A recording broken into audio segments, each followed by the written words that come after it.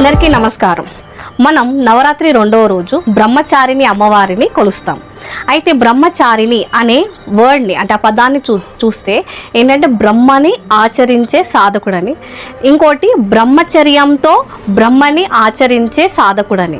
అయితే రెండింటికి డిఫరెన్స్ ఏంటి అంటే బ్రహ్మ అంటే అల్టిమేట్ కాన్షియస్నెస్.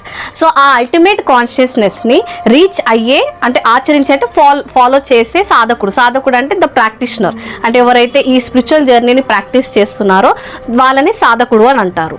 అయితే ఆ సాధకుడు బ్రహ్మని ఆచరిస్తాడు అని చెప్పేసి.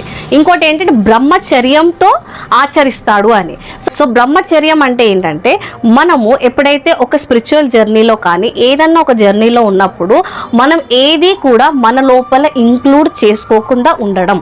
సో ఇంక్లూడ్ చేసుకోకుండా ఉండడం అంటే ఏంటని అనుకుంటాం. అయితే ఒక చిన్న ఎగ్జాంపుల్ ఇస్తాను. మనం ఏ యాక్టివిటీ చేసినా సరే దాని నుంచి వచ్చే హ్యాపీనెస్ కానీ సాడ్నెస్ కానీ మనలో ఒక మెమరీ లాగా ఉండిపోతుంది అది. అయితే ఆ మెమరీని మనం క్యారీ ఫార్వర్డ్ చేస్తూ ఉంటాం అన్నమాట. సో అది మనం ఇంక్లూడ్ చేసుకున్నట్టు. కాకపోతే బ్రహ్మచర్యంలో ఉన్నప్పుడు ఏంటంటే మనము ఆ ఇంక్లూజివ్ అనేది ఉండదు. సో ఏదైతే దాని నుంచి వచ్చిన గుడ్ కానీ బ్యాడ్ కానీ మనం ఏం చేస్తామంటే కర్మ చేస్తాం. కర్మ చేయకుండా ఉండము. కర్మ అంటే ఫేట్ అని కాదు, యాక్షన్.